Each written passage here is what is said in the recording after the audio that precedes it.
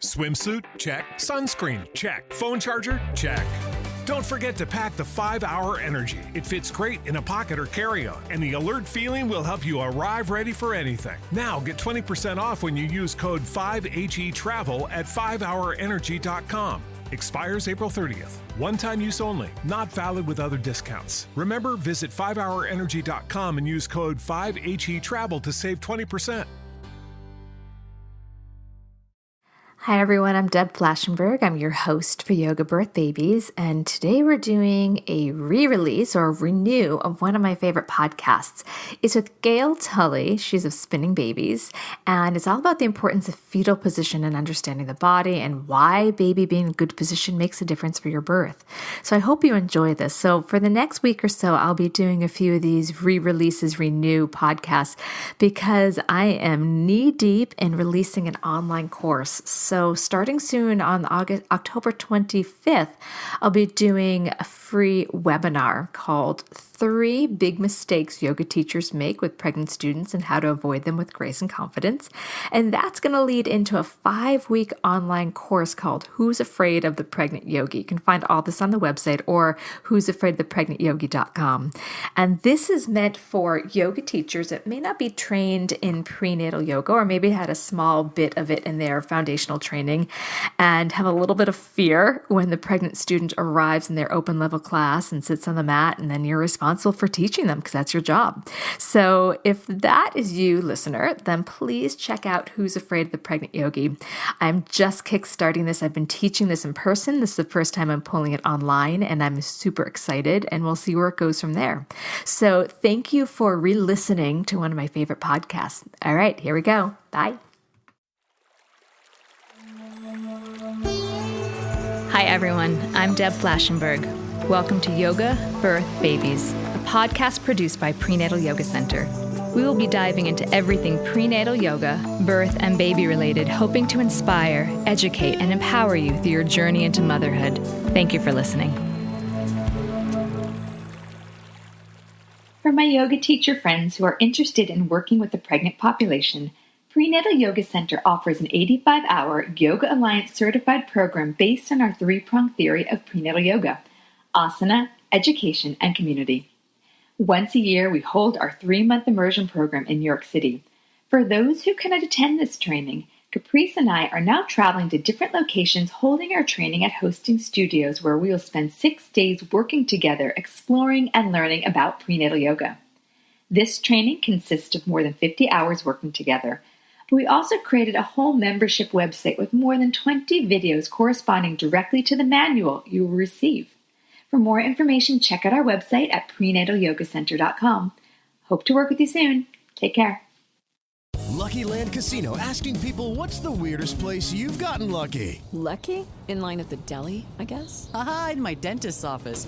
More than once, actually. Do I have to say? Yes, you do. In the car before my kids' PTA meeting. Really? Yes. Excuse me, what's the weirdest place you've gotten lucky? I never win and tell. Well, there you have it. You can get lucky anywhere, playing at LuckyLandSlots.com. Play for free right now. Are you feeling lucky? No purchase necessary. Void where prohibited by law. 18+. Terms and conditions apply. See website for details.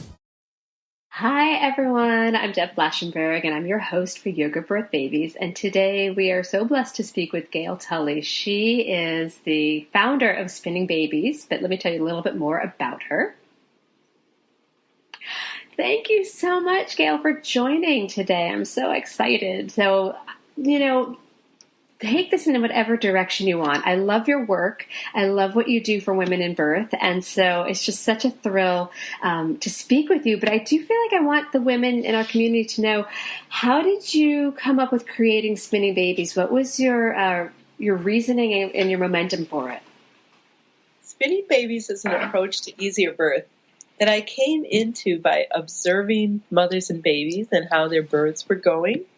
I observed how providers were helping them, doctors, midwives, and nurses were helping mothers and babies to go through the birth process, what was working and what wasn't working. And it was a bit about following the clues. And in following the clues, I would see, what were the movements, what was the physical situation going on as well as the emotional situation. And, in the natural childbirth movement, which I'm part of and I love, we really look at emotions and intent. And I started to notice as I was attending more births that sometimes I was sitting at the side of a mother who had great intent, and she was mentally and emotionally prepared for natural birth, but the baby wasn't coming. Strong contractions were continuing, and the labor wasn't progressing, and there was patience, and there were the typical things that we would do for a labor. The mother could eat and drink, and she could move freely and be encouraged to follow her instincts. But the baby wasn't coming. And this led me to, of course, ask the question why, and follow it through both an intuitive and a practical route, right into fetal position. And this was going on in the 80s, 1980s, which was the peak of the natural childbirth movement, by the way, Deb. And that's when 5% of American women were having natural childbirth, and that was the peak of the movement, 5%. In 5%, natural birth became part of the cultural conversation. Maybe 70% of women had an intention for natural birth, but that means something wasn't being supported in their intention. The provider might not know how to support a natural birth because they're trained in technological birth, so they don't have the training for it. America isn't set up to support home birth, although home birth is getting more and more supported, as it used to be a few generations ago. It used to be common, right? Normal. And the other thing is that we just didn't have the understanding of fetal positioning and what to do about it. So some providers are interested in how is the baby laying in the womb? How is the baby approaching the pelvis? So in other words, fetal positioning is how the baby's head is entering the pelvis, or what angle is the baby's head as it moves into and through the pelvis. There are positions the baby's head could be in, like the chin could be tucked, and the baby could be having its back towards the left, whether it's the left front, the left side, or the left back of the mother. The baby coming from the left seems to move through the pelvis easier than the baby on the right, or the baby that's posterior, which means the back of their head is towards the mother's back. Spinny Babies was really started on how to help the posterior baby, the baby whose back is along the mother's back, through the pelvis easier.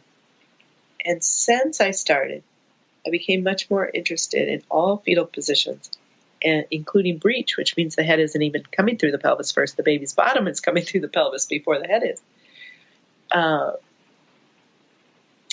which can be an easier birth, but it can be a more complicated birth. So there's a lot of attention about breech birth. Anyway, how is the head coming through the pelvis is the question of fetal positioning. Is the chin tucked or is the chin up? Is the crown of the head, the exercise I like to show is putting the hands on top of the head, making a circle, tucking the chin, and putting that circle right around the crown of the head where a little cap might be on a man's head. And we see that circle of the head presses, if we can press our head into that circle of our fingers and thumbs, we feel the increasing pressure shows that we can manipulate our head into that circle. The circle is going to represent the cervix. If we push to the right, we can increase pressure towards our head's right. If we push to the left, we can increase pressure to the left. We push up, we find symmetrical pressure going into that circle. Turn this all upside down, we have a flexed head down baby moving through the pelvis. Now what happens if we put our chin up? Then our circle comes right down on the flat of our head, right on the top of our head. We have to move our circle. We have our chin up, and now there's space in the webbing by our thumb. There's overlap. Our thumbs and our fingers don't reach the the outermost part of our head, front to back, we notice immediately that we can't push up into the circle. We can't add pressure pushing to the right. We can't add pressure pushing to the left because our head is already extended. And this represents, if we turn it all upside down, the baby who's coming into the pelvis posteriorly. That baby, the posterior baby, can't help the mother with the birth. And the mother's not getting a symmetrical pressure in her pelvis to give her the instinctual messages of what to do in this labor. Some women will figure it out, but most women with a posterior baby are not getting the feedback symptoms, the feedback signals that a baby with a tucked chin would have. So now the mother has this long labor. She's not getting extra signals what to do about it. So she's being patient. She's going through the long labor. Her providers are being patient. They say some labors are like this. And either the baby comes out or the baby doesn't, which is why some providers pay attention and some providers don't. They're like, the baby either comes out or it doesn't. And if it doesn't, we have a cesarean. And cesareans are relatively safe these days. So we don't have to pay as much of attention to fetal position as over 100 years ago when cesareans were much less safe. And so doctors wanted to know everything about fetal positioning and the anatomy of the pelvis because they could lose the mother if they had a cesarean, which still happens today, but very unusually, highly rare. And so I hang around with a bunch of people who are interested in natural birth, right? Yoga teachers or midwives or doulas. Not all doulas are so interested in natural birth, but in the 1980s, that's when I started observing this. And natural birth had a much value in those days. And now the value of natural birth is returning because of our understanding of probiotics and that babies that are born through the vagina have better probiotics in their gut, typically than a baby born by cesarean or a baby without labor or even a baby born by induction. So now we see that the optimal development of the human being is when labor starts on its own and when labor is able to proceed on its own and finish on its own. And if the baby's in a good fetal position to fit through the pelvis, in other words, the chin is tucked and the baby's coming down from the left, that seems to make it easiest for the mother and baby to have a vaginal birth. And less pain for the mother and less time, maybe not less than 5 hours, but less than a couple of days, is nice for mothers and babies to support their skin-to-skin contact and their enjoyment of each other, of meeting each other eye to eye for the first time. The things that regulate our physiology are eye-to-eye contact, skin contact, our breathing, and relaxed breathing. And these are things that happen when we have immediate newborn mother contact, skin to skin after a birth, after any birth, no matter how the baby got born. Skin to skin contact is going to help regulate the baby's physiology, which means the baby's brain, which means the baby's mood. So the more skin to skin without drying the baby off and introducing hospital flora, the better for mother and baby as far as the child's mental and emotional and immunological health goes into the future. Mm-hmm. So the more we have science, the more we see that the birth process is a perfect process. What's not perfect is our modern society, right? So women are now living, of course, we've always lived in a gravity environment. And living in gravity means if we have a sudden stop, or if we remain in one position for a long time, whether it's suddenly or whether it's because we're hanging out in front of our computers all day, we're hunched over our device with our shoulders wrapped around us and our psoas all tightened up, right? Because we're all looped in that and unmoving while we flick through our keyboards. Or we're in sports, or we're professional dancers, or horseback riders, or yoga instructors that are doing 50 squats a day on a hard floor without variation. These are the things that happen in modern society. We always have, and the other thing is driving. So as we're driving our cars, we are really activating our right leg only. Our left leg is passive and our right leg is tense. And then we're taking turns and we're in a highly concentrated state in our bodies. And then we have a fast modern pace so that we're in a very alert state all the time. And then the baby is in the womb in a reflection of our state, which is not to make anybody feel guilty. I mean, we live according to our culture. Mm-hmm. How are we going to live differently than our culture other than a fundamental and dramatic intent to change? We don't just stumble across a change from everybody's habits around us. We learn these habits from when we were in the womb. Hello, it is Ryan, and I was on a flight the other day playing one of my favorite social spin slot games on ChumbaCasino.com. I looked over at the person sitting next to me, and you know what they were doing? They were also playing Chumba Casino. Coincidence? I think not. Everybody's loving having fun with it. Chumba Casino is home to hundreds of casino-style games that you can play for free anytime, anywhere, even at 30,000 feet. So sign up now at ChumbaCasino.com to claim your free welcome bonus. That's ChumbaCasino.com and live the Chumba life. No purchase necessary. VGW. Void where prohibited by law. See terms and conditions. 18+. What's the easiest choice you can make? Window instead of middle seat? Picking a vendor who sends a great gift basket? Outsourcing business tasks you hate? What about selling with Shopify? Whether you're selling a little or a lot, Shopify helps you do your thing, however you cha-ching. Shopify is the global commerce platform that helps you sell at every stage of your business. From the launch your online shop stage to the first real-life store stage, all the way to the did we just hit 1 million orders stage. Shopify's there to help you grow. Whether you're selling scented soap or offering outdoor outfits, Shopify helps you sell. Wherever and whatever you're selling, Shopify's got you covered. Sign up for a $1 per month trial period at shopify.com/try. Go to shopify.com/try now to grow your business, no matter what stage you're in. Shopify.com/try.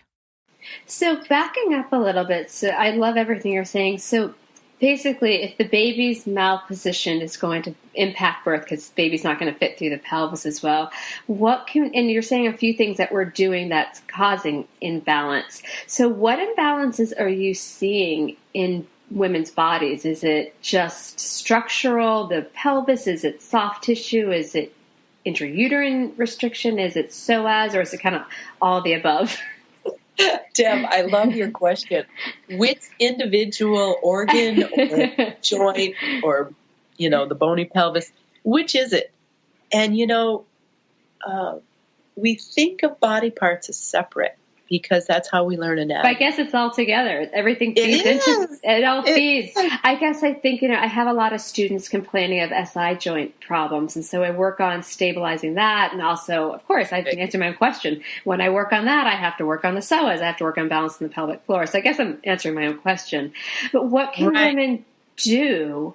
In yoga, we can work on balancing the structural pelvis and the psoas and the pelvic floor. But what can women do to help encourage and promote a healthy fetal position that will impact their birth? Beautiful, Deb. We have a spectrum of motion that we go through in our day. And so expanding those different motions with self-care, we can start with self-care. Then we can start with structured movement like we get in a yoga class or an exercise class. And I'm really interested in suppleness, not strength. If we have suppleness, we will have strength. But we can have strength and then have rigidity. And if we imitate the exercises that are popular with testosterone, in other words, if we want an abdomen that looks like a 14-year-old boy, we will have a birth that is like a 14-year-old boy's birth. In other words, there isn't room for the baby to move through the pelvis. There's no room. And so we want to have soft and supple And we start with the self-care of stretching. There's beautiful prenatal yoga routines that are using props, that are supporting a fuller range of motion. And then for women that are not so sure about yoga, they might feel a little intimidated by it. We're just talking about increasing the range of motion, right? So stretches. So look at it how you want. And using the breath. The beautiful thing about yoga is that you're matching your breath with your movements, which brings a better physiology to it, and which means more success. Then, walking is very important. And learning to squat in pregnancy, as long as there's no contraindications, which would be a threat of miscarriage in the first trimester, right, or a sincere threat of early birth. So then we wouldn't squat. If there's a breech baby after 30 weeks, we wouldn't squat until we get the baby head down. In other words, by adding balance, we're going to give the baby room to move head down. And then once the baby's head down, you can squat. So squatting, especially an anterior pelvic tilt, which means putting that bottom out towards the wall behind you, it's easier if someone hangs onto a strong post or two doorknobs, like you open the door and you hang on to either side of the doorknob, or the bedpost, and really let the arms lift over the head and engage and flip that bottom up and away from you, like you're trying to sit on a chair that's just too far out of reach. That's a nice squat for practicing the supple motion of the lower back and the rear part of the pelvic attachments up at the crest of where the SI joints are.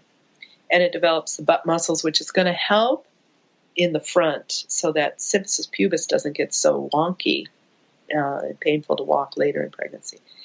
Okay, so I'm talking about daily activities that women can do to increase their range of motion. Walking, squatting, yoga. Pelvic tilts are nice for motion. They're not going to guarantee a good fetal position. They're not going to change the baby's position. But when we add balance, the baby will settle with gravity, head down with their chin tucked. And that is the normal physiological position of a fetus, to be in the C curve, in the fetal position, which means their chin is tucked. Now, if they're not in that position, if they're posterior, their chin's going to come away from their chest and put the top of the head into the pelvis.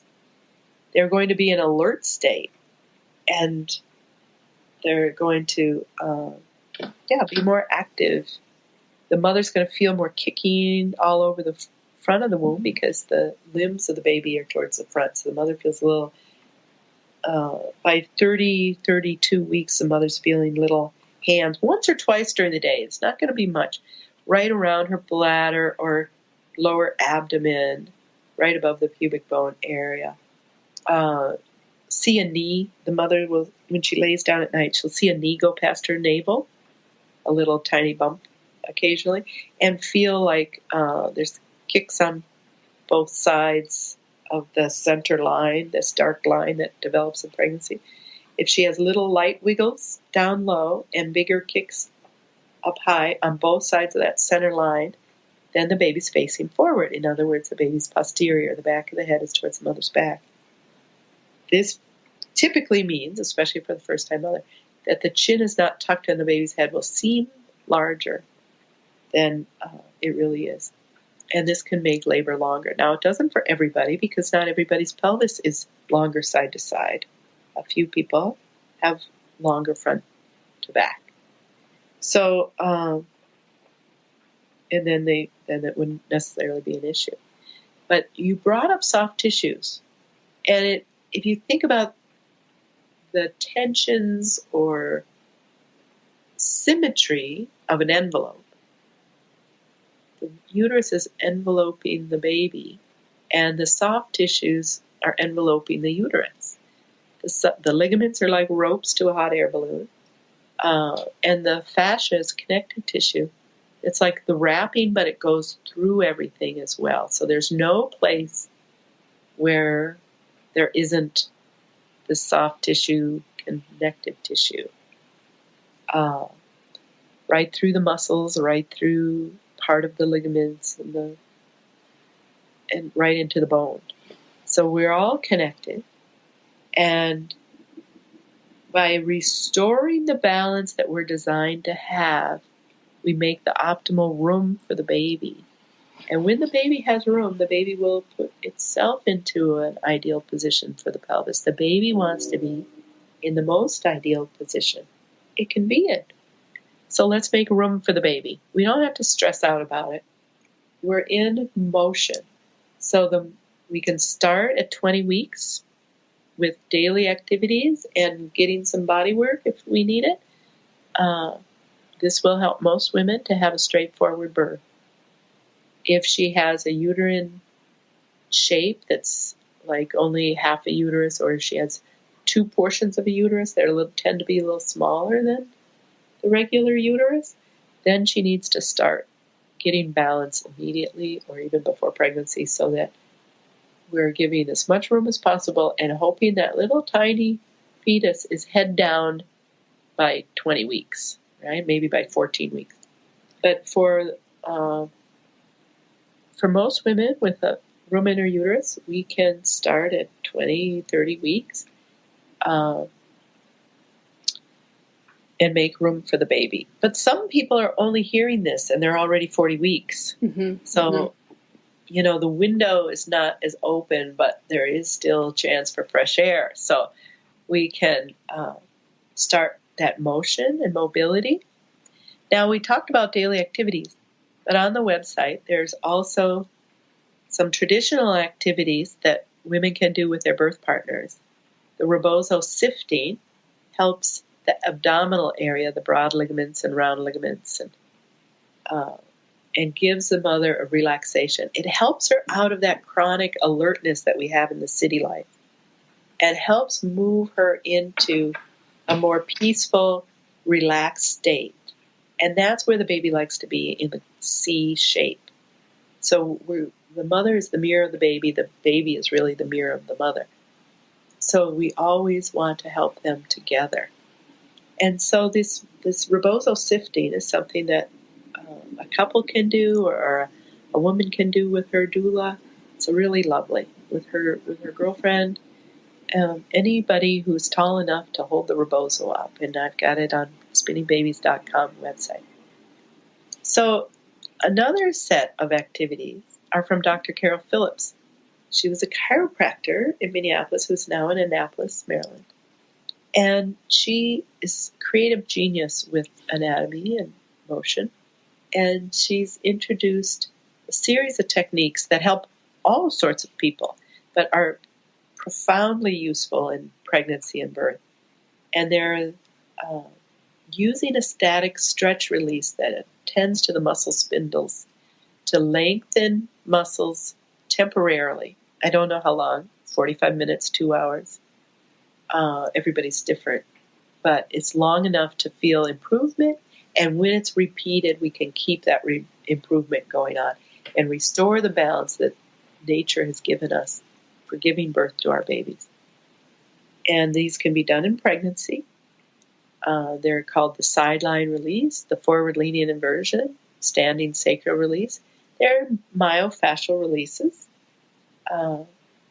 That the instructions for how to do them are on the website. They're under the Three Sisters or the Fantastic Four, or the techniques. You can find them different ways on my spinningbabies.com website. And these are very popular with nurses because they're meeting parents for the first time in labor.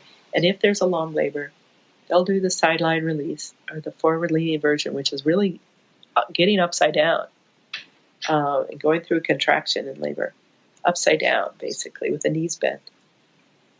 In a stable, safe location with someone spotting you. And it can't be done if the woman has high blood pressure, because that would be dangerous. But for a healthy woman, she can do this through a contraction. And it helps reset the space around the cervix to give room for the baby. She comes way up on her knees afterwards. The instructions are on the website. Sideline release, if she's on if she has high blood pressure and she can't get upside down, she can still do sideline release. Once we add balance, then our gravity and movement are going to be more effective. So then the lunges and the motion, the walking and the going on the stairs and the traditional, I don't mean ancient traditions, but I mean the things that we've been using for natural birth in this country will be more effective. Because they're effective for a lot of women, but midwives and doulas and nurses ask, why does this work for some women and not for others? I've run into the problem that I've used some of those in births, and I do get a little pushback from certain care providers and nurses. Actually, one of my friends just said, I'm going to try the Three Sisters, and the nurse was like, what are you trying? And so can you talk a little bit about the Fantastic Four and the Three Sisters, as well as the three principles of pregnancy, so that if a nurse isn't familiar with this, the mom or her support person or her doula still has access to this? Sure. The three principles I've alluded to are their balance, gravity, and movement. And we put balance first because then gravity and movement will be more effective. And the nurse knows gravity and movement. Let's get out of bed. You can sit on the toilet. We'll put a stool under one foot, or you will stand here at the counter and do some rocking or try this birth stool, et cetera, et cetera. We can imagine that if the pelvis was more open and the muscles were softer, that the baby could come easier, right? That just makes sense. And so what we're going to do is go back and use the balance first so that then there is more open pelvis, there is more softer pelvic floor, takes the edge off the pain, and gives the baby a chance. It gives the uterus a chance to turn the baby into the position it needs to fit the next level of the uterus. You see the next level of the pelvis, rather.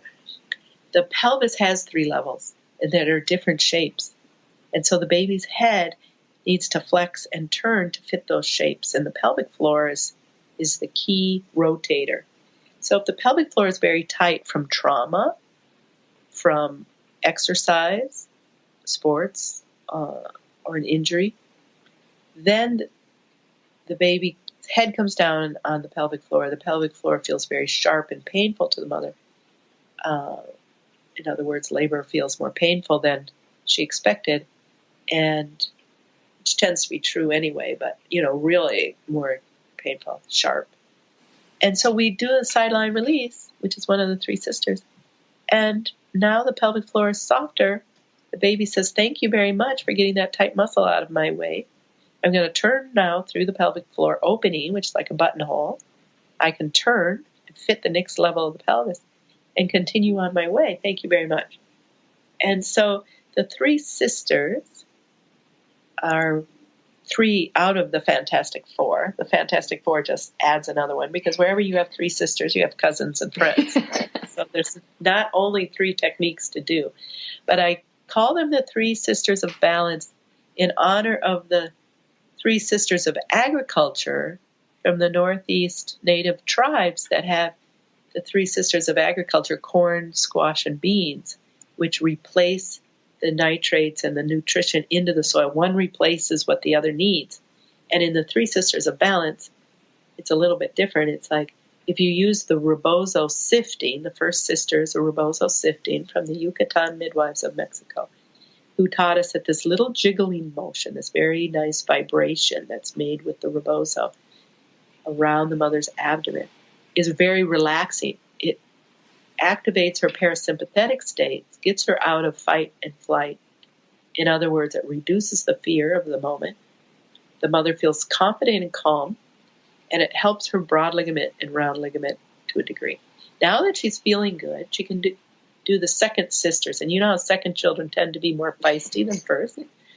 The second sister is forward-leaning inversion. The mother kneels on the edge of the bed, perhaps, or the couch, or at the top of the stairs if she's at home, and comes down with help from another person. Because maybe she's doing this since 20 weeks pregnant.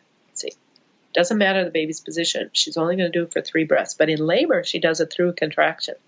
And she comes down onto her elbows and lets her head hang with her knees up on the bed. So her elbows are on the floor and her knees are on the bed. Now she takes 3 soft breaths, or in labor, she does it right through a contraction. She might need a doula to climb under the bed to put eye-to-eye contact with her, get her head under the bed so she can see the mother eye-to-eye, and talk her through this contraction, which will be a bit of a challenge. And then the mother comes back up to kneeling and kneels way up on the bed, and that's when the technique works. It's not hanging that makes it work. It's hanging that makes the ligaments longer and helps the ligaments around the cervix. See, the cervix has at least 6 ligaments attached to it, like spokes on a bicycle.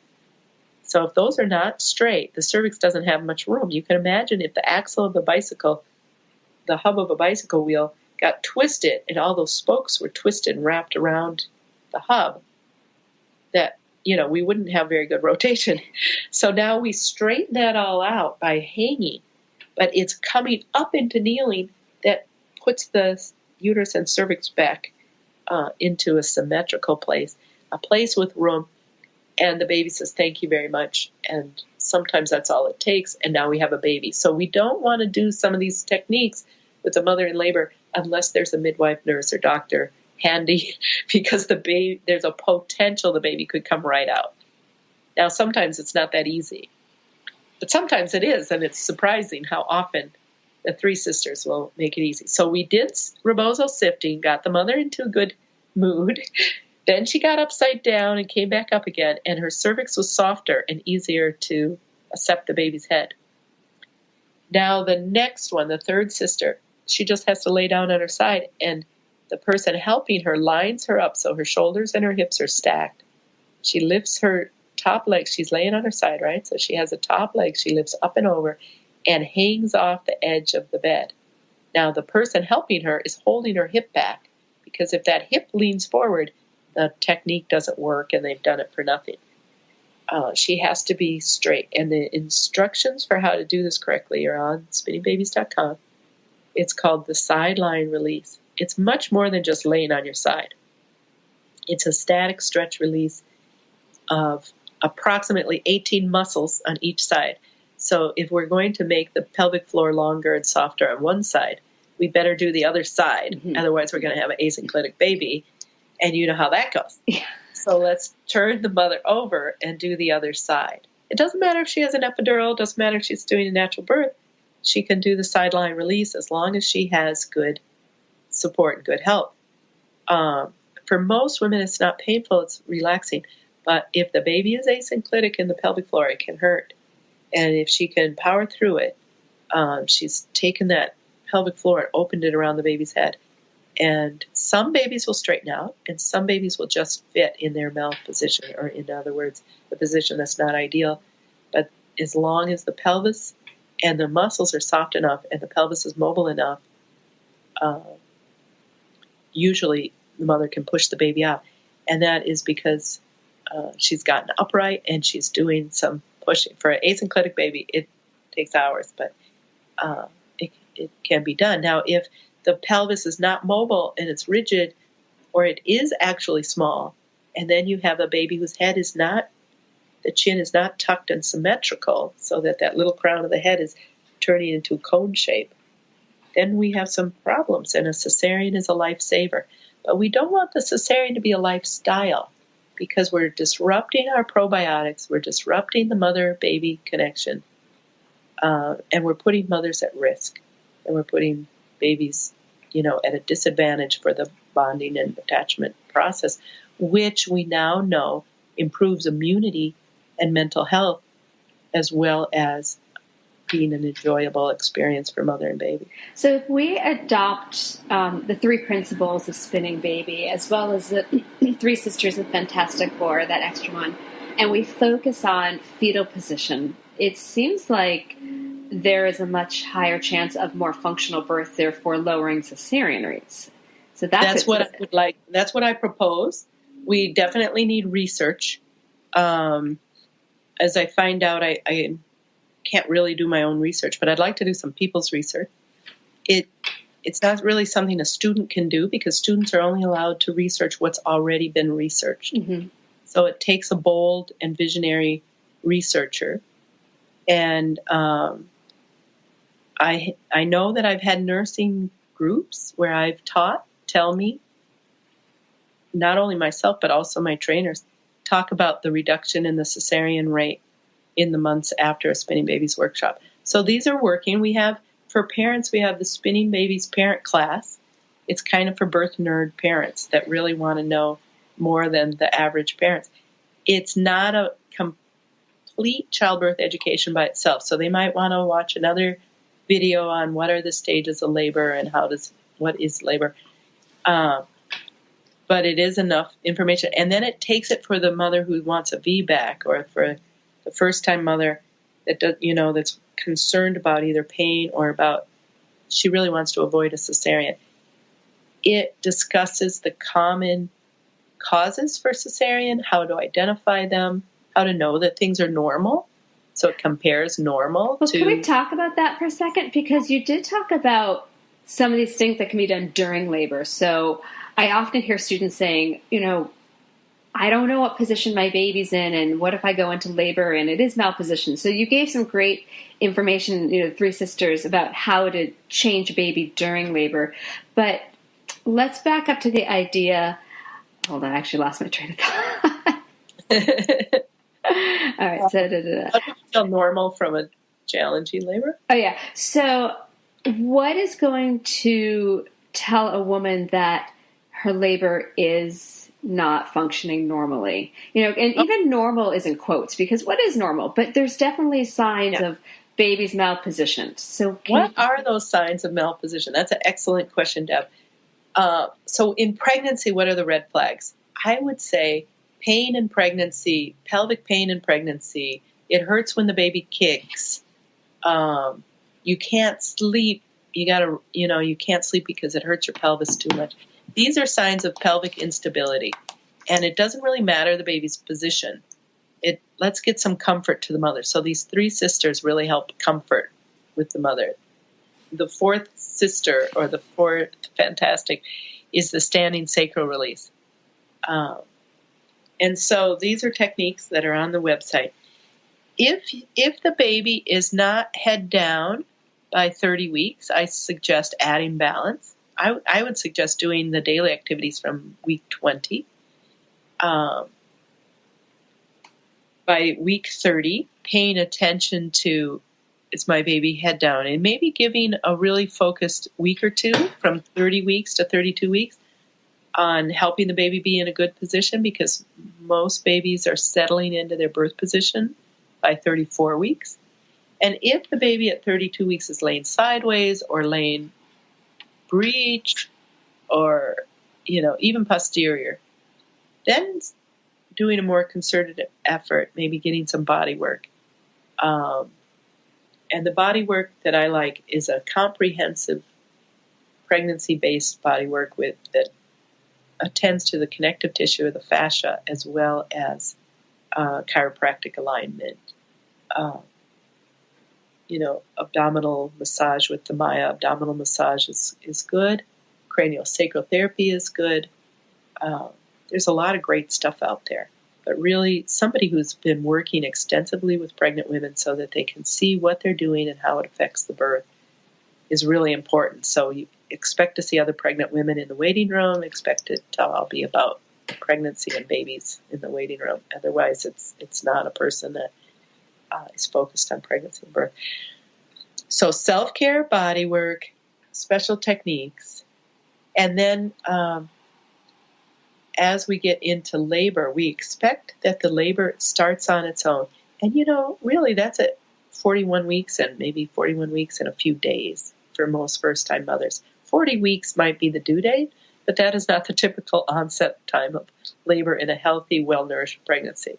We're really expecting 41 weeks and 2 days.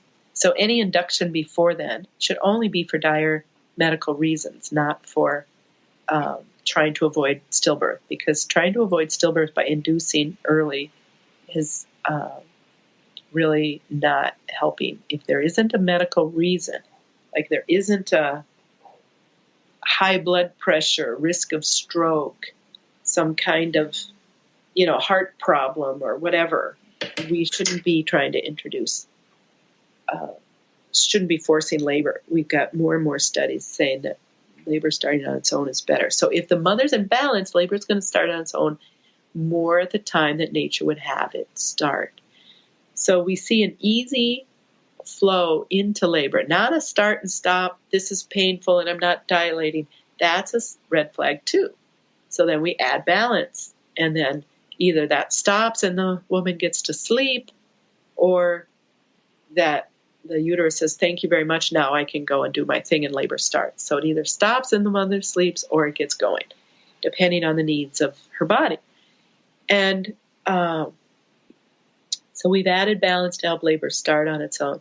Now labor is moving forward, and it's a continuum where contractions get longer and they get stronger and they get closer together. And the mother finds herself going through a series of emotional feelings that sort of match the missing months of her period that are now showing up with each centimeter of dilation, right? So she has different emotions at different times of the labor. And if she just keeps a fluid mind and connects her breath to the needs of her body, she will find that she can cope with a normal labor. And a doula helps tremendously. We've seen that with over 24 studies on the benefits of a non-related, non-professional doula. In other words, it's not a nurse or a midwife, but it is a peer. It's another mother that's helping, or a mature woman if she's not a mother. And sometimes a guy can be a doula. Sometimes a guy can be a great doula, but not the father, because he's having a baby too. And the grandfather is having a grandchild. And so, it really needs to be a non-relative.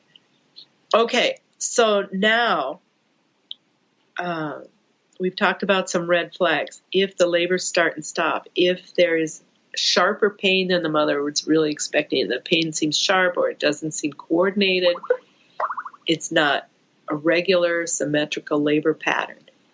The pain's going out her hip or down her thigh, or just doesn't make sense, too much in the back. So then we can do forward leaning inversion, sideline release, standing sacral release. We can do it right in labor. And it doesn't matter if the mother's having natural birth or she's on an epidural. These techniques can be done. There's adaptations, and there's taking care and making sure that the mother's safe by having people help her and making sure the surface she's on is the safe surface. And I think that's important for women to hear, because we know that the majority of our women, even with the intention of having a natural birth, the percentage of epidural anesthesiology is high. And so for women to hear, oh my gosh, I can still work on helping the fetal position even with an epidural, I think is really encouraging, because I think it could feel discouraging if women are like, I believe that fetal position is important, but I just don't know or necessarily even want to try to go for a physiological birth. So I think just hearing that these things can be done, if the idea is a vaginal birth, I think that can be encouraging. Exactly. And in pregnancy, it doesn't matter if vaginal birth or cesarean. You can have better comfort. You can sleep better. You have better circulation in the womb, so the baby's getting better nutrition. And in labor, why do women pick a cesarean? Cesarean or an epidural. If they have thought, gee, I would go for a natural birth if it doesn't hurt too much or if it's not too hard, I would try that. I kind of like the idea of a natural birth, but I don't want to, be a martyr, or I don't want to be in a really stressful situation. So what is the setup? One thing is we have a lot of fear about birth in our society, and women are at high pace, so they don't have time to kind of quiet down, go within, and find some alternatives. So here they are coming into the hospital with and a little bit of anticipation, a little bit of anxiety and stress in their lives. And then the staff at the hospital are also at high pace, right? And the nurse wants the mother to have a good birth experience, and she's watching unprepared women with natural birth and seeing them have a hard time because they're scared and they don't know what's going on. They might not even have had childbirth education or understand the birth process. Now it's happening fast and it's a little out of control. And that's the typical experience of natural birth in the hospital. It's rare.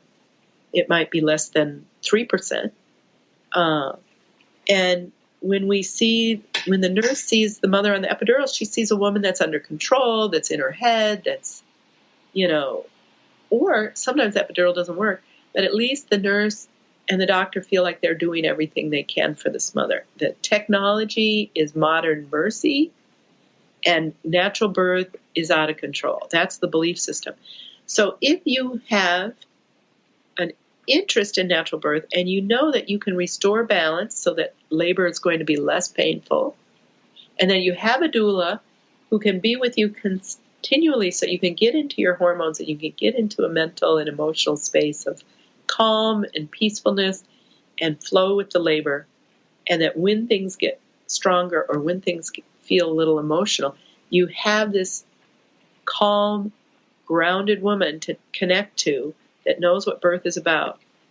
And there is immense help in that relationship. It actually helps the male partners or the female partner, but it helps the partner feel more intimate to the birthing woman because the pressure and the fear is off of them too. And the mature doula will give them space to have their intimacy and connection and yet be available in the periphery whenever the mother goes through these little elevations in labor where she needs to connect again with a mature woman who knows about birth and trusts birth. And the doula might be the only one that trusts birth in the whole birth team.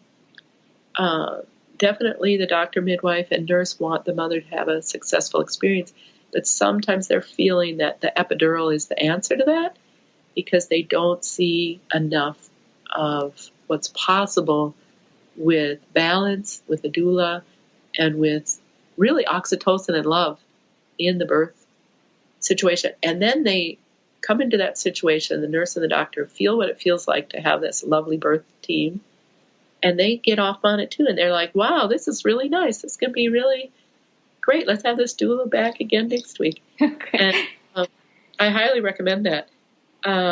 We just, as doulas, have to let go of control too and be in the oxytocin of it and let the mother be the lead. Absolutely.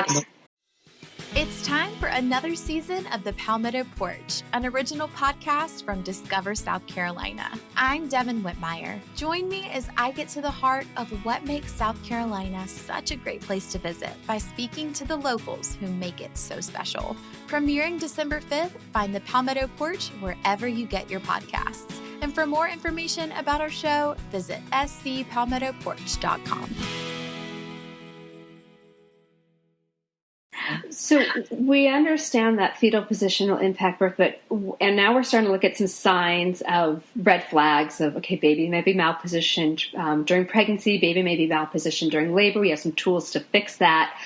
How can we now give some responsibility to the mom to start to figure out where her baby is? Because I hear that a lot. Like, do you have a sense of position? And oh, the baby's head down. Well, that's good. That's definitely a start. But then I know you do belly mapping. Can you talk a little bit about belly mapping as well as just getting the mom getting her hands on her belly? Oh, it's lovely. Belly mapping is a method that belly mapping is a method I invented in 2003. I started out to help doulas understand the baby's position. And, of course, then mothers could use it. And it's a bonding experience for the mom. It's good play with the baby. And the more we know the baby is a real person in pregnancy, the deeper the relationship grows. And so the mother actually lays down on her back in her bed with her knees bent. She can have her shoulders slightly elevated, but not too much, otherwise she can't feel her baby. And she uses the pads of her fingers as the eyes of her fingers, not the tips, but the pads of her fingers, and feels her belly in 4 parts. So the mapping is to take all the stimulation of the baby's kicks and wiggles and systemize them into 4 quadrants, like 4 pieces of pie with her navel in the middle. It's easier for the mother to start doing this after 36 weeks. Some women can do it at 30 weeks. Some women can't do it until 40 weeks. If their placenta is anterior or the placenta is in front of the baby, then she has to feel around the edges of the placenta. She might not be accurate. If she's a larger woman, she might have a hard time finding the contours of the baby.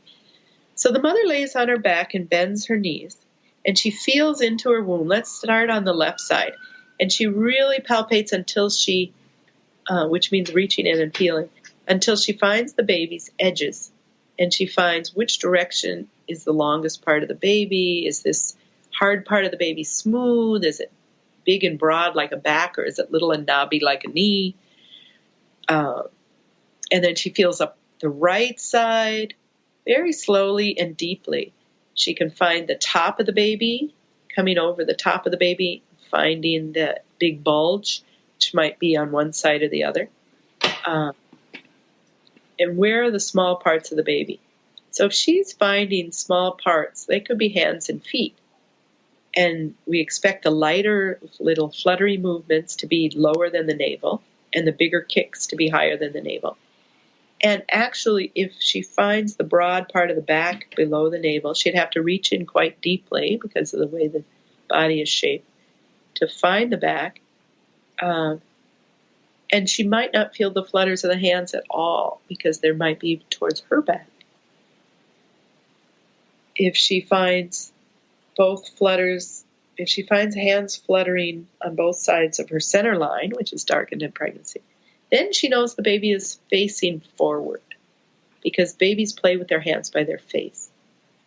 And she might then only feel the hands flutter there a couple of times a day or when she's laying down playing with a awake baby.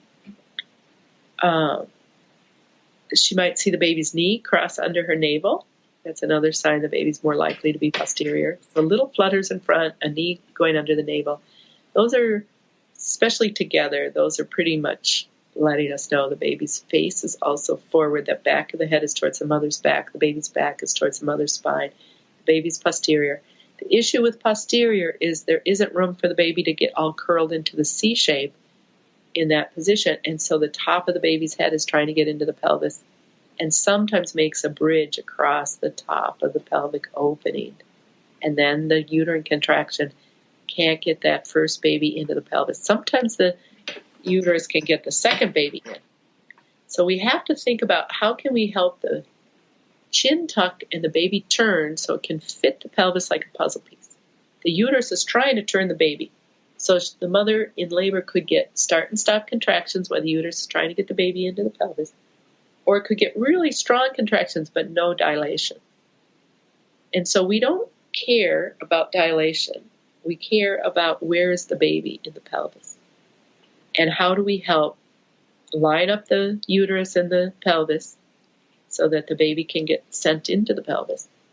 And that the three sisters, the Fantastic Four, are very good for that. And once contraction starts, Janie King's technique called the abdominal lift is very good. And I add a posterior pelvic tilt to the abdominal lift, and I call it the abdominal lift and tuck, and it's on the spinningbabies.com website. And you do it with contractions that are trying to get the baby into the pelvis. It works very nicely. So there are things that women can do so they don't feel scared. They feel in control. They feel capable. They're understanding their bodies. They're understanding their baby's needs. And the labor is telling them. If the labor is symmetrical and moving along, great. Breathe, relax, enjoy it. You're having a baby. So, if the labor start and stop, or there's too much pain, or it's not happening, we're waiting day after day, that's ridiculous. That means we're not understanding. The provider is not understanding the needs of the body. And so way before the labor has stalled out for hours, the mother can start using these techniques to restore her balance and restore labor back on track. And I would say that we could really help most labors. I don't have the statistics on whether that's 98% or 90% of stalled laborers, something like that. But let's do it before the mother and baby start getting tired out. So now that mom's getting her hands on her babies, hopefully she's going to your website and looking at some of the baby mapping, because I think it's brilliant. I love there's a picture of a woman who painted her belly where she believes the baby is. Can you talk about the ideal position for baby? The ideal position for baby is the position that fits the pelvis. Okay, so yes, And but what's the most typical position about that? And that is according to the pelvis and the soft tissues. Yes. The soft tissues of the mother, her ligaments, her muscles, her fascia, which is her connective tissue, determine the baby's position. The bony pelvis determines whether it matters. So if the baby fits the pelvis, great. That's ideal. Well, ideally, posterior is not. Yeah. Right. Well, posterior babies fit sometimes. And sometimes very rapidly. And so that means that was ideal for that mother. Now, typically, the posterior baby has its chin up and it's facing the front, which is the opposite. The ideal position is chin down. In other words, the chin touches the chest so that the crown of the head is coming through the pelvis first. The crown of the head is mobile. In other words, it molds. It's moldable. If the baby's on the left, the baby tends to be more curved and have the chin tucked easier than the baby on the right because the uterus is steeper on the right. So I call the baby that's on the right, even if it's facing the hip, I call that a posterior position because it's more likely to turn posterior when the head gets down on the pelvic floor. This is 1880s literature. Jean Sutton brought it back up in optimal fetal position, and I'm observing that it is the course of most labors, unless we intercede by adding balance. And then the uterus says, thank you very much. Now I can line this baby up. The baby says, thank you very much. I was waiting for that tight muscle to get out of my way. And the mother says, thank you very much. That doesn't hurt as much. Yeah, I look at all of this, spinning babies, the prenatal yoga, the body work, simply as tools to help mom and baby function as a unit, working in union, to have a more functional birth, because then I believe mom's going to be happier. So I feel like we're so on the same page, because I don't think one can work without the other. I think they all work well in concert, because ultimately our goal is for mom and baby to be happy and healthy. And I think these really can bring that. Yes. And we have to come out of our ideas about what is birth and what is life and go, okay, the way we think about birth in the USA right now, just going, oh, the doctor's going to be there, the babies come out. This has led to 1 in 3 women having a cesarean. So what do we do to revolutionize birth so birth goes back to women in power, women in choice, women having their babies and babies having their mothers, skin to skin? And we have to really think differently about it. We have to engage a different conversation.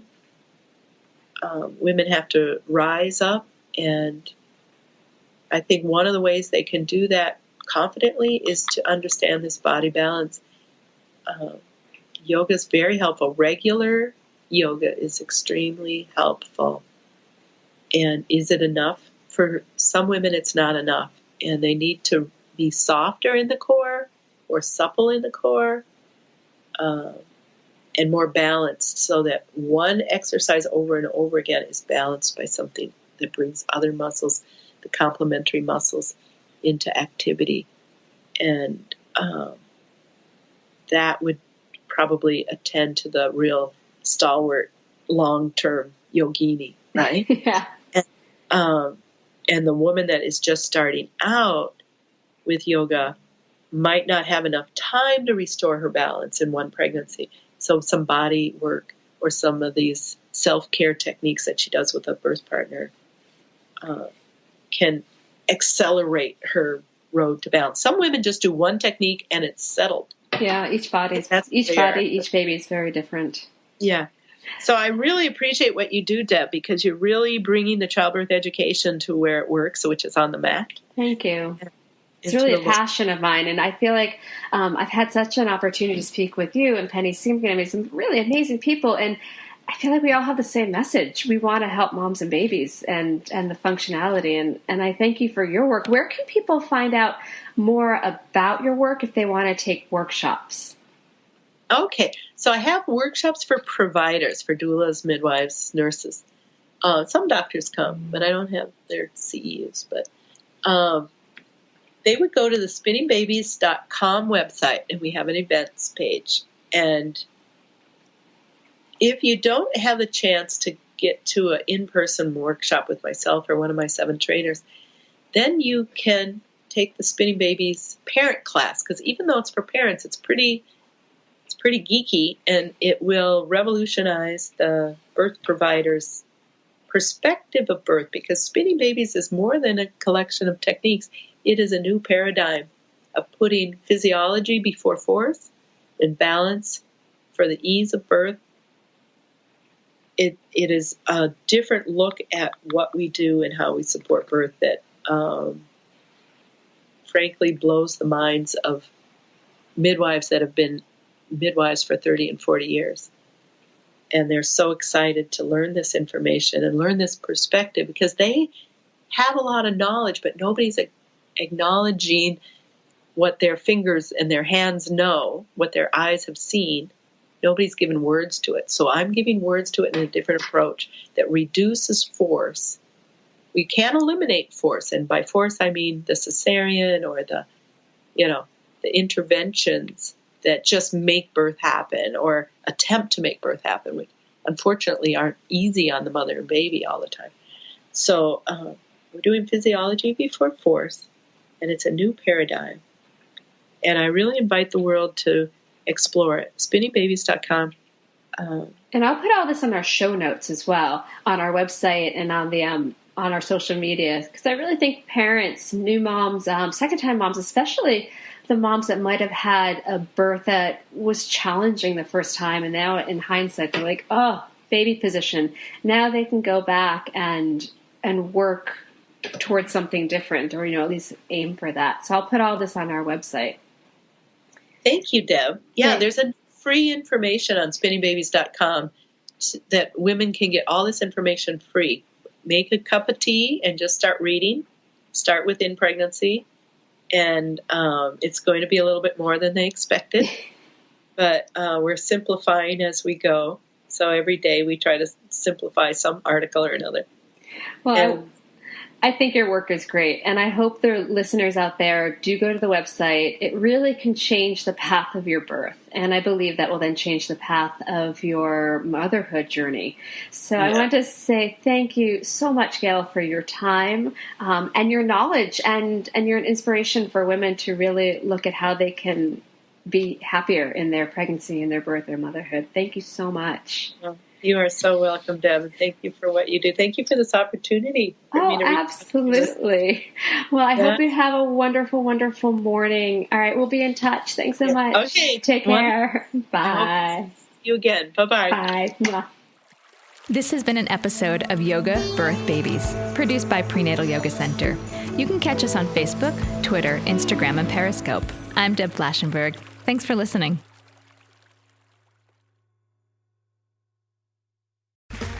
Okay, round 2. Name something that's not boring. A laundry? Ooh, a book club. Computer solitaire, huh? Ah, sorry, we were looking for Chumba Casino. That's right, ChumbaCasino.com has over 100 casino-style games. Join today and play for free for your chance to redeem some serious prizes. ChumbaCasino.com. No purchase necessary. Void where prohibited by law. 18+ terms and conditions apply. See website for details.